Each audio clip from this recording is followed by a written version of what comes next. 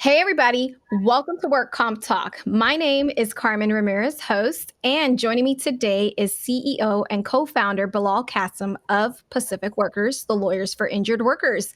Thank you for joining us once more on this podcast. And if you haven't subscribed, make sure you do so by hitting the subscribe button on your favorite platform, wherever you like to listen to your podcast. So today is an interesting topic, and I think it's going to fit for many people that are currently going through a workers' compensation claim. And with that being said, let me introduce the topic, and that is workers' compensation settlements. And we're going to explain this into deep conversations where we're going to talk about the different type of settlements. And it's amazing that Bilal gets to join us because this is what he does for a living. And I'm sure you can talk for days about these topics.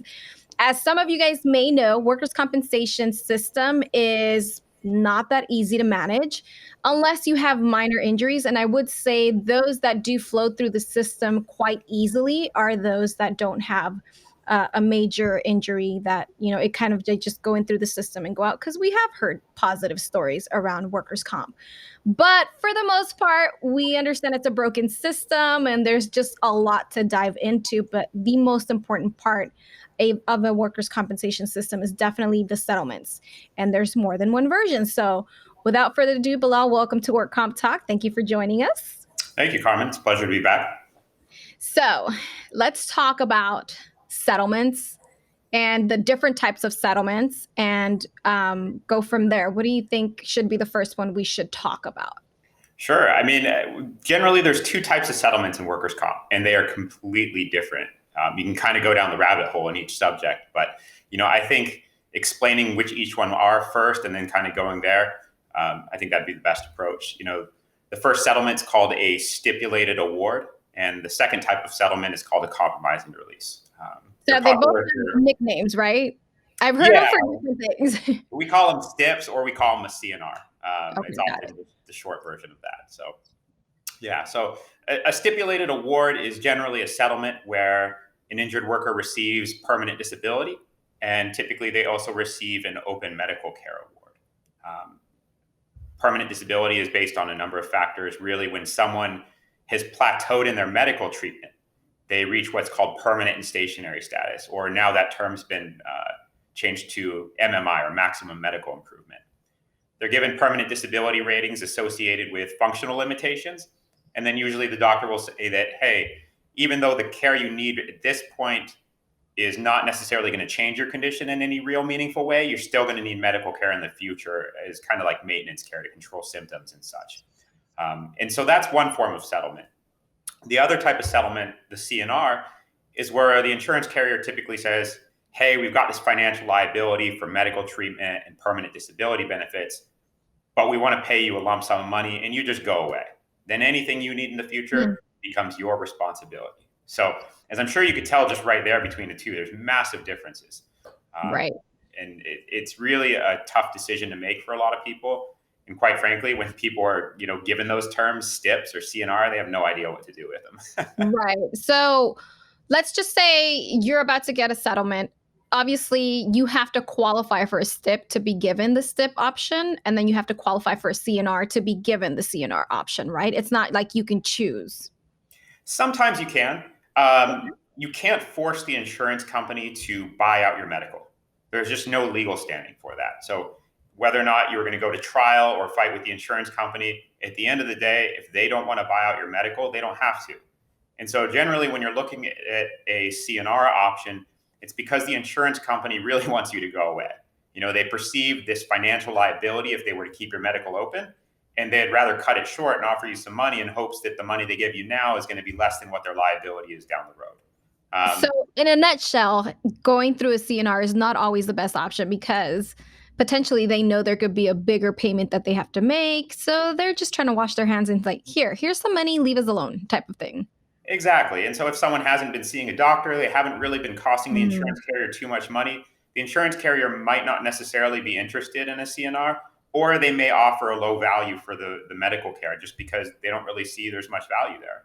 If you've only taken medication and gone to the doctor twice over the last 2 years, and then the insurance company wants to settle with you, they're not going to pay a premium on the medical because really they haven't paid much in general. Right. The other component too is sometimes a CNR is not an option because someone returns to work. So Oh, wow. normally, if you go back to work, there's no point in the insurance company buying out your medical. And the reason for that is if the insurance company is still providing insurance coverage for the employer, and then you get hurt again the next day when you go back, well, now they're on the hook again. So why buy it Yeah. out?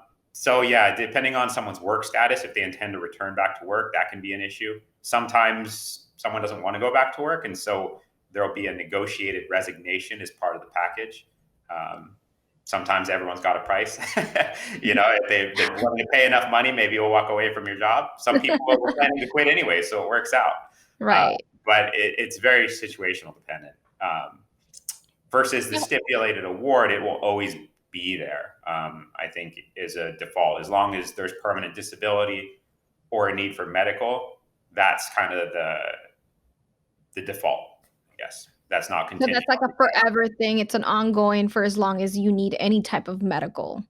Yeah, so the medical gets a little bit complex, and oftentimes, I tell a lot of clients, open medical isn't necessarily as good as it sounds. Mhm. The insurance company will deny and they'll fight on every single thing. And the further you drift away from your date of injury, the less likely it is that a doctor is still going to be able to say the need for medical treatment is due to the injury versus something else.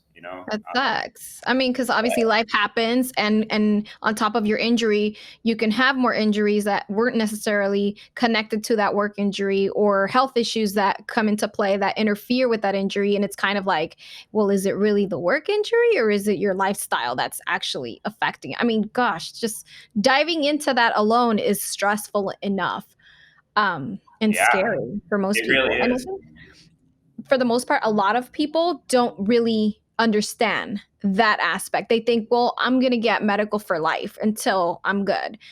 And it's the complications that come throughout the years, and as far as how long that case can go for. And it's not easy to get scans, like, or to get an MRI. If you need to get any type of treatment that needs to be approved, it takes ages while you're in Yeah, pain. They don't yeah, care.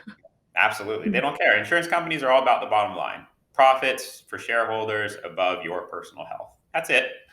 That's all Mm. they care about. And at the end of the day, maybe you have medical needs, it doesn't matter to them. And there's a system in place right now for medical treatment. I don't want to dive too much into it because it's a huge topic in and of itself. Maybe you guys can turn in next time and we'll do an episode on that. But Right? Which, by it's the way, if there's something you guys wanna hear, if there's something you guys think we should dive into, by all means, feel free to reach out to us on social media. You can find us on Work Comp Talk, and, let us know what you're interested in listening to, because when it comes to Work Comp Talk, there is a lot to dive into. tons. So this medical treatment, though, really it isn't medical care for life, and it's just you go treat whenever you want. That's not the case. There's Hmm. restrictions in place for how your doctor has to request treatment, and then even if your doctor requests it, the insurance company still gets to review it, and they can deny it, they can modify it, or they can actually approve it. And so this system in and of itself is terrible to deal with if you're on your own. And then trying to navigate that system over time is, life circumstances happen, other conditions Mhm. pop up, it gets even more complex. And so at the end of the day, open medical care for life doesn't necessarily mean that. It can be a huge battle constantly for people. So a lot of people do prefer to take, the money over the medical. But I feel like when people do take the money over the medical, it's almost like, how do you know how much you're actually going to need? And I feel like a lot of people also don't utilize that money for what it should be used. And then they end up kind of screwing themselves over. And that's when a lawyer comes in handy, because they can really guide you to what your next step is when it comes to settling, right? For Yeah, example, absolutely. the amount that, like, how do they even come up with the value of a case? Like, how is that calculated on both sides, as a CNR and as a STIP? Sure. So, the STIP's kind of similar to the CNR because of the permanent disability component. So the doctor will say, hey, you've got this condition, or you've got this lack of range of motion, or this lack of grip strength, or these chronic headaches or chronic pain. And those things all have permanent disability values attached to them. There's something called the AMA medical guides that the doctors use to calculate those percentages. Mhm. Those permanent disability percentages have a monetary value that's set by statute in California. So every percentage point, it's more money. Um, Typically, the benefit's paid at $290 per week until it's all paid out. Again, in the case of a compromise and release or a CNR, it's paid lump sum, but there's that inherent value. So there's the permanent disability component. Sometimes there's other components too. If there's out-of-pocket medical expenses that are due, there's mileage reimbursement, retroactive temporary disability, other benefits that are there that are sometimes calculated in. Hmm. But really, on the value of the stipulated award or the STIPs, it's very much the value of the permanent disability that controls. Um, the value of the permanent disability is a huge sticking point, and it's a huge fight between applicants and insurance carriers. Typically, it's something we, depose doctors about, request supplemental reports, go to trial on, because that's what makes up the value of the case primarily. So it's a big deal, and someone who's Right. not familiar with how ratings are supposed to go and what value of permanent disability they should have and what equates to that in cash in terms of the statute in California, it can be incredibly complex. And there's a lot of work on the attorney side that goes into that. So Right. So tell that's me a that. little bit of what you've went through as a managing attorney, as someone who's in the field, cases you've seen where the insurance company comes in and offers an amount, and then when you guys fight for it or actually take into consideration all of the permanent disability, it ends up being way off. Is there a story you can share similar to something like that? Yeah, I mean, it happens all the time, to be honest. I could go on and on about this, but, generally clients come to us either at the outset of their case, um, when the insurance company has, pulled the plug on treatment or benefits, and so they're upset, or Mhm. they're actually getting ready to settle the case. They've kind of been through the system, and the insurance company has this offer for them, and they want validation from the experts, right? They want to know, Right. hey, am I doing the right thing? Because I have no idea what I'm doing. Right. um, and I've had clients who've come to me throughout all stages of comp, and the memorable ones I think are kind of the ones you described, where the insurance company already has this offer, and Quote unquote offer. yeah, it's more of an insult, but we'll call it an offer for this Oof. conversation. But they have this offer, and the client will say, "Hey, I don't know about this. Let me get back to you." And so they come talk to us. And one of those was this client. She had a back injury. She probably did need surgery, but hadn't had it yet. The insurance carrier had offered her $40,000. Um, at first blush, maybe someone that's not familiar with the system might think that's a good deal. I asked her to send me the medical reports that she had, which wasn't that many, but I could I could make enough out of it that I could immediately tell her it wasn't a good deal. I told her absolutely do not accept that. And then So in nutshell, any type of surgery is pretty expensive, and I'm pretty sure $40,000 won't cover. no, and I think she was a well-intentioned person. It wasn't about the Mhm. money to her, but she did want to make sure that she was getting a fair shake. Yeah. And I couldn't be more direct in telling her that it was a terrible idea to take that amount. Okay. And sure enough, I think I'd maybe put in a couple months work on the case. I didn't do anything that was, rocket science per se. I was just really looking at the medicals and getting her a fair deal. And, a couple months later, it turned out I got $150,000. Wow. Yeah. So So I someone's almost getting quadrupled shorted the out by amount. $110,000. Yeah. And I mean, part of it's, my reputation. I know what I'm Right. doing. All the attorneys at my firm know what they're doing. And, there's some value in simply having the attorney on the case, because the insurance company is going to think, oh, we know these people. They fight, right? They're difficult. They care about their clients. They work hard. Like, it's going to cost us money. And then Right. part of it was acknowledging that, hey, you know what? This lady had a mouthpiece, and she had someone whispering in her ear telling her it's not a good idea. They knew it wasn't a good idea, but they threw it out there anyways. And I think they realized they had to pay up. Right. So they Same kind thing of went and corrected themselves. on another case. A gal had been offered $70,000. We haven't settled it yet, but we just tendered a demand for 1.2 million, which we think is fair value. Right. 70,000 absolutely was not. And so Yeah. there's a lot of these cases where, you know, if people were left on their own and they don't know any better, they would certainly take less than what they deserve. And to them, like you were mentioning it earlier, it would essentially be, oh, well, that seems like a fair amount. They're giving it to me, then why would they want to kind of screw me over? And people have a good heart, and they want to have that positive thinking. Unfortunately, we've mentioned it before, workers' compensation is a broken system here in California, and this is where it shows, and I feel like sometimes a lot of people also might underestimate the power of the attorney. They'll feel like sometimes the number, like you just mentioned one where you asked for 1.2 million and the person feels like their whole life was shaken. It was turned upside down. They're no longer feeling whole as a human, and they feel like I should be compensated this amount and my lawyer should fight for this amount. But as you were explaining earlier, this comes from a percentage rating that has to do with doctors that then connects with insurance companies. So ultimately, the number always falls on the doctors and the insurance company and not the attorney, which is where I think a lot of attorneys take a hit. Yeah. They just get the finger pointed at as you're not good at what you're doing, when in Yeah. reality, you're not the one that controls the number. No, and sometimes we do control the number in some sense, right? We Mhm. are making sure that the parties involved in the case are doing their job, that the doctor is giving an accurate permanent disability rating, the insurance company's paying out the accurate value on the case. If someone has a specific condition and the doctor's rated them fairly, and the insurance company is putting up a number that represents that rating, is the attorney, it's my job to tell the client that that's a good deal. You Right. know, it's different than personal injury. In personal injury lawsuits, you have a jury, you have Mm. your own experts. You can get up there and tell this beautiful story about hardship in someone's life, and the juries can award damages.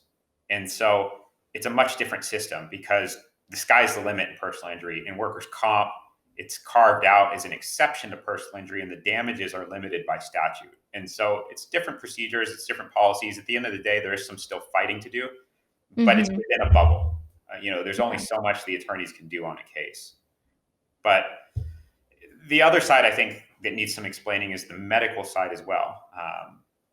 In a compromise and release or a CNR, when the insurance company buys out the medical, a lot of times we have clients who have this perception that they have these huge medical needs and it's going to cost them tons of money.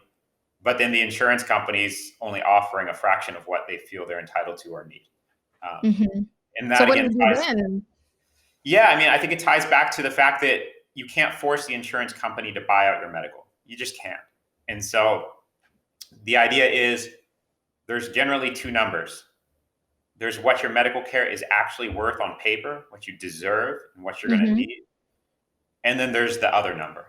And that's the number that the insurance company feels you're worth and is acceptable to them as a financial risk going forward. And so they may say, yeah, your medical on paper is worth $1 million, but we only feel our liability is going to be 5,000.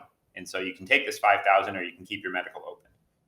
It's Ooh, never that extreme. That's a bit right. of a farce. But I think there is a practical reality to this. And sometimes we do run into situations where we think the medical care is worth 50,000 and they only think it's worth 30,000. Or we think it's worth 70 and they think it's worth 60. Usually it's not a huge gap. Mhm. But yeah, there's that problem too. And so the clients are Right. often faced with this problem where maybe the medical or the money for the medical is not what they feel is adequate, but it's what's on the table. And then they have a tough choice. Do I want to deal with this insurance carrier for the next 5 to 10 years or the rest of my life? Or would I rather take the money and run? And that's And a now tough there's choice. also like a misunderstanding because I feel like a lot of people that would settle for a compromise and release, which means you get a lump sum and it's supposed to be for your future medical. A lot of these people will probably blow off the money in things that are not specifically for that medical treatment. And they feel like, well, I can just go to my regular doctor and continue to treat with that person. What happens in that type of scenario? So there's some laws around this. Generally, if you have an accepted workers' comp medical case open and you're getting treatment, medical providers cannot bill you directly for the treatment on an accepted case. It's illegal. It's Mm. defined in a labor code section, and it actually is a misdemeanor to knowingly bill someone for work comp medical treatment. Of course, there's exceptions if the case is denied and such. Afterwards, it doesn't provide, or excuse me, it doesn't prevent you from going and seeking medical care on your own. That's the whole point of the buyout. It's really Right. just during the pendency of the case that that's an issue. Um, but really, someone can take the money and they can do whatever they want with it. I always tell clients, it is your money. I highly recommend as your attorney, knowing that you have a serious medical condition, that you should put some aside for medical For use. that. Yeah, because then you're stuck with the bills and they're not Yeah, cheap. I think some people, they'll burn through the money on things they really shouldn't. Not to say everyone takes the money and goes and has a crazy weekend in Vegas or something like that, but it's the money is unrestricted for the most part. If you have a Medicare or Social Security, then there are certain rules in place that prevent you from using the money for medical on something else. But Hmm. outside of that, if you don't have Medicare or Social Security, you're not going to be entitled to it in the foreseeable future. Yeah, if you get money for a work comp settlement that's supposed to be for medical, you can use it for whatever you want. And so Right. technically, if your condition's gone and you want to use that money for a job, take your whole extended family out to a nice dinner, and put some money toward your kids' college or something, you can do that. There's no You can restrictions on totally. that generally. Right. Now, what happens, or what is considered when they tell you you have a permanent disability? Like, So permanent disability is a bit of a misnomer in some sense. The terms permanent and stationary and maximum medical improvement were created as artificial cutoff points in workers' comp case. So of course. otherwise, you just go on forever, right? If someone has a chronic condition, there's no end to it, and the case has to stop somewhere, right? And so these terms were created to signify that there is not going to be a change in someone's condition, at least for a 12-month period. Whether that's surgery, whether it's injections, medication, whatever the case may be, there's really nothing that's going to make a big difference for the time being. And so that's when permanent disability ratings are set. And so because it's kind of an artificial cutoff point, it doesn't mean someone can get better or they can get worse. And so Right. it's just that snapshot in time that we're looking at. What is someone's functional limitation? And so really when they're saying you have a permanent disability, it means at least as of right now, you've got this condition. It's limiting in some respect. It prevents you from, bending, stooping, squatting, lifting, just essential job functions. Hmm. And it's going to impact your ability to compete in the labor market. And so Right. that's when you assess that permanent disability rating. But that could change. A year from now, you could completely heal or you could get worse. But yeah, that Yeah. permanent disability rating is assessed at permanent stationary status. Well, that's good to know. You mentioned earlier something that also that was part of the settlements, which was in some cases you kind of give up your work. Like if you're getting ready to accept a settlement, you have to give up your job. So what does happen to your job once you are settling? Sure. So to kind of take it back a minute here, when you're injured and you go to a doctor, you're generally given work restrictions. And you take those work restrictions back to your employer, and your employer says, hey, yes, we can work with this. This is the job we have for you. We're not going to make you work in excess of these work restrictions, so you're going to be safe. Other times, if it's someone who's got a serious injury and their job is very physically strenuous, then yeah, the employer is going to say, look, we don't have anything within these work restrictions. Before you're permanent and stationary, normally those are just temporary work restrictions. And if you're Hmm. off of work due to the work injury, your employer is liable for temporary disability benefits. Um, Once you've reached permanent and stationary status, then the work restrictions actually transition to permanent work restrictions. There's a bunch of laws that touch on this subject, and again, that's another pretty deep topic too. But there's the ADA, Americans with Disability Act, and there's the California equivalent, which is FEHA, the Fair Employment Housing Act.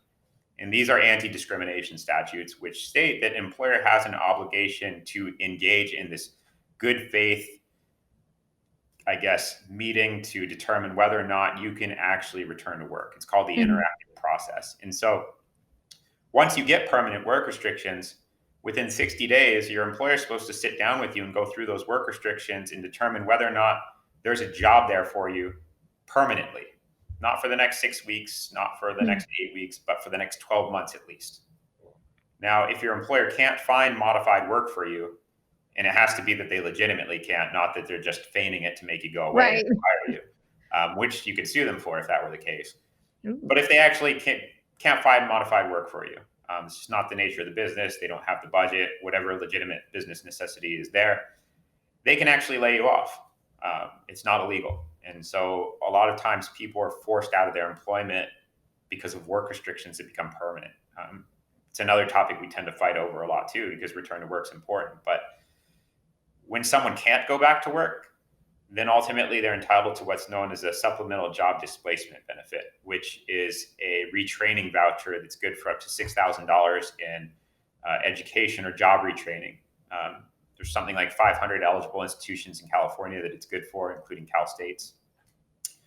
The state also has something called the return to work supplement, which if you're entitled to the voucher and your injuries after January 1st, 2013, the state of California will give you an additional $5,000. Both of those are benefits that you can use for re-education or job skills training. The voucher itself is just a reimbursement, not a payment, whereas the payment from the state of California is a check for $5,000. And we hope Right. that you use that for re-education and retraining, but no one's counting. Right. I mean, I think I've seen and heard a lot of stories of those people who have gotten injured at work. For example, a lot of the construction workers, they tend to not be able to go back to work because of that disability that doesn't allow them to either pick up heavy items or bend over. And they do take advantage of this voucher, and then they'll turn into just blueprints and doing like the higher end level work, which pretty much you don't need to do a lot of the heavy work. It's more of the computer work. Then they do go back to their trade and they come in with a better position. So if you think about it in the positive way, you can get some really good stuff out of it. So Yeah. it's just a matter of knowing your rights, because otherwise, how else would you know? Yeah. And oftentimes, there's a lot of deadlines for these things that people aren't aware Yep. of. Sometimes, I mean, the California benefit, most of my clients don't even know it exists. It's just, Yeah. it's Yeah. just there and it's buried. And it's $5,000. It's a lot. The voucher, sometimes they're not given the voucher, and they don't know what to do. They don't even know it's there. And Right. sometimes clients, we guide them through the process. It's unfortunate they got hurt, but some clients have really used it as an opportunity to reinvent themselves. That's amazing. Whether it's going into from construction to building inspection and things like that, where maybe they got this huge pay jump because of their changing career. Unfortunately, it was jump started by the fact that they were injured, but they Right. used that as an opportunity to look at themselves in the mirror and think about their future and reevaluate, and then take steps to taking a really crappy situation and using it to better themselves, and create opportunity for themselves and for their families going forward. And so, there's some silver linings in some of this stuff. And, I think I've been able to see and help people get back on their feet in a lot of ways, that I think without an attorney, they wouldn't know otherwise. Right. So it's a good thing. It's a good thing that we get to share this type of information and that we have the podcast and the platform to be able to speak about these. I really want to thank you for your time, Bilal. I think that we really ran through this quickly. And obviously, there's some really in depth conversations that can take us longer to go into. However, we do value everyone's time and we do thank you for listening. So we hope you enjoyed this workers' compensation settlement talk. If there's any questions or if you need an attorney, if you've been injured and you would like a free consultation, you can reach Bilal and his team at Pacific Workers, the lawyers for injured workers, at pacificworkers.com online, or you can also call them at 800-606-6999. You can also hit us up on social media everywhere, whether it's Twitter, LinkedIn, Facebook, Instagram under Pacific Workers. And for those of you that are probably not the injured one, because we do know that we're like a whole bucket of ethnicities here in California, and you might be the one seeking for some type of workers' compensation help for your parents, we do have the Spanish version of it, which is also Tu Lucha, and you can check that out at tulucha.com. Bilal, is there anything else that you would like to talk right before we cut this one? Yeah, I mean, just if anything you heard today is unclear, anything you have going on in your own workers' comp case, if you don't have an attorney, is unclear, contact an attorney. Don't wait. A lot of this stuff is incredibly time sensitive. The longer you wait, the worse off it is. So, I encourage everyone to ask for help. Thank you once again, and we'll catch you on the next episode of Work Comp Talk Podcast. Thank you.